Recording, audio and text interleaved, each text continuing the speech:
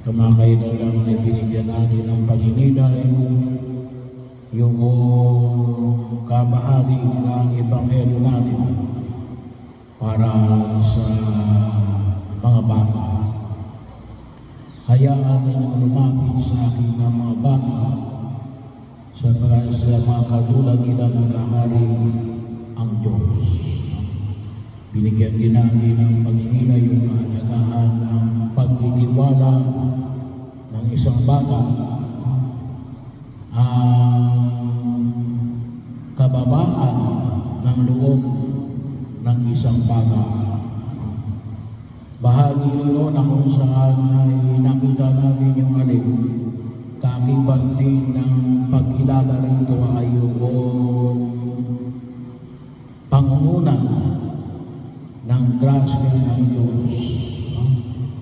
Pagkilala sa pangunguna ng grasya ng Diyos na nakikita ng mga bata.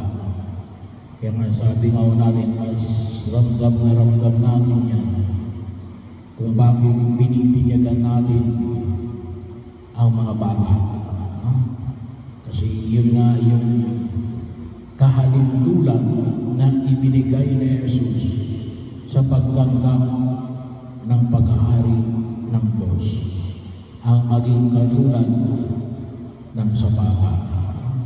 Bakit mo ipagkakait ang binyag sa mga bata? Ay yun nga ang kinakailangan mo para makita mo yung pagtanggap sa paghahari ng Diyos katulad ng isang bata. Maliwanag na sinabi ni Jesus, hindi ka makapapasok sa hari ng Diyos kung hindi ka lalakad katulad ng pagtanggap ng isang bata.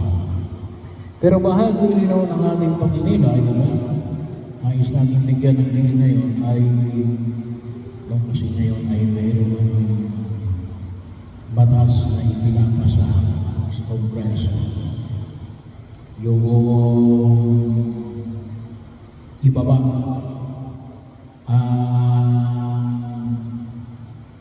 age para isang batang nagkasala ay maparusahan. Kasi ngayon ay ginagamit kasi yung mga bata sa mga bagay na hindi kalugod-lugod sa Diyos. Sa unang pagbasa nakita ko natin na ipinamanhid ni Joshua yung kanilang pagsunod sa kalooban ng Diyos bilang pagpasok nila sa lupang pangako sa pangunguna ni Joshua na siya naging kahalili ni Moises. Alam naman natin na patuloy tayong inaanyaan at kung may kapatid maging mabuting mga alagad ay kaya lang kuminsan ginagamit ng mga mataganda yung mga baba sa hindi magandang pagkilos ng anumang bagay na labag sa batas. Ngayon, kapag ikaw ay below 18, hindi ka makukulong. Kasi minor age. Meron kayong panukalang batas, ibaba daw ng 10 years old. So, ibig sabihin, 8 years. Kapag nagkasala yung bata, ikukulong. Kaya lang, sabi nga natin, ay may sapat na ba yung kaalaman ng bata kapag ang pinag-usapan natin ay mali o tama. May mga panukala naman kasi bahagi yun, sabi nga natin, inaabuso yung katatayuan ng mga bata. Hindi lang po ito yung mga bata at hindi lang po ito age. Ngunit kung tawagin natin, meron din yung kasing matatanda na kanilang turing sa kanilang isip bata. No? So, may mga ganong klase ng pagkakataon. No? Kahit na minsan sabi na natin ay try ka na, pero ang development ng kanyang utak ay utak pa rin ng isang 5 years old, 6 years old. No? Pero bahagi ko lang kung saan ay makita ko natin. Kasi ito ay isina sa balas. Bahagi nito, kaya nga tutusin yung ating pagpapahalaga sa mga bata. Kasi akibat nilito mali yung batas na pang-aabuso sa bata.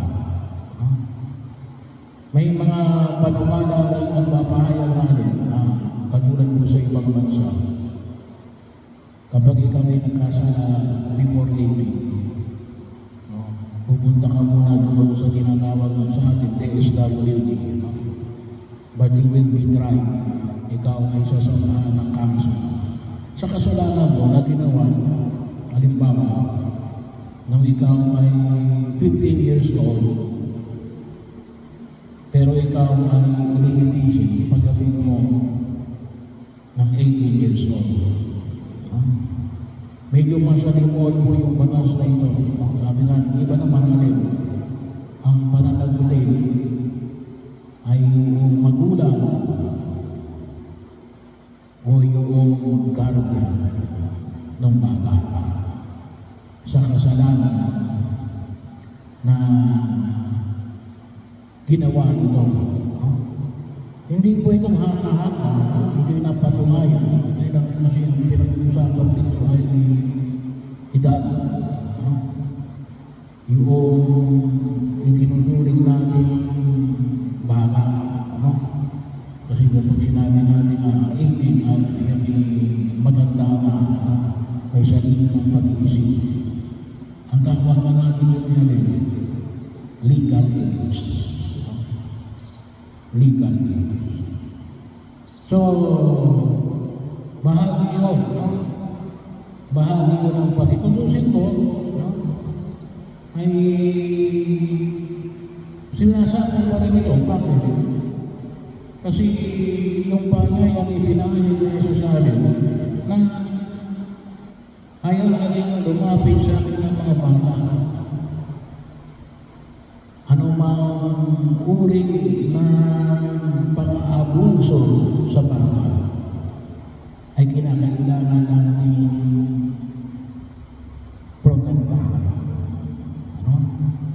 Hindi o kasama na dyan yung pagkilos, hindi lamang na mga kasama sa kanyang pamilya.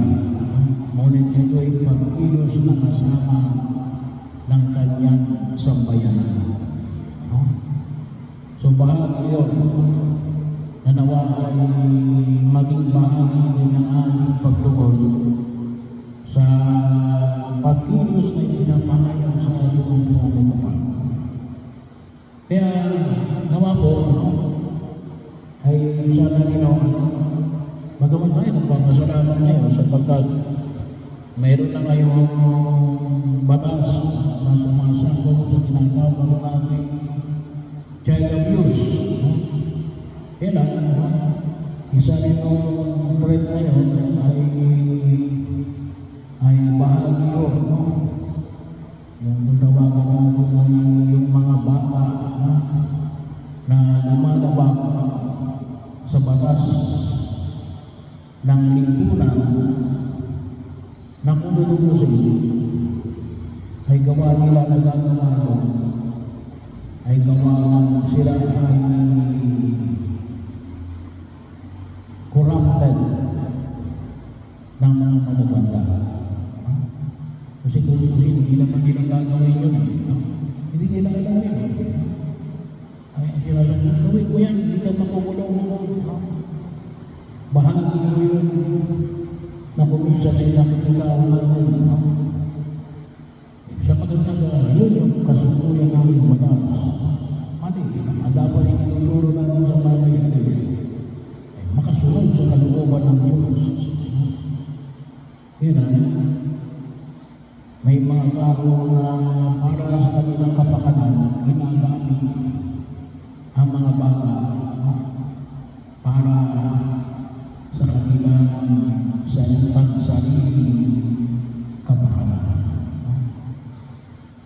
Kaya ipanalangin natin,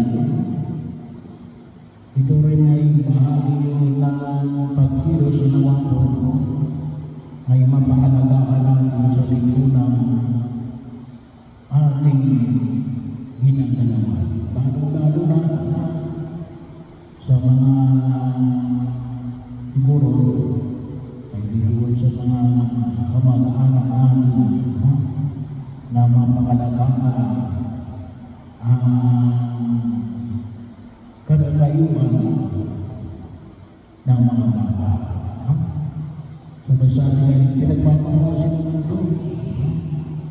At ano pang sabi ni Jesus, ang kanilang mga anayon sa langit ay palating nag-report sa Ama na sa langit.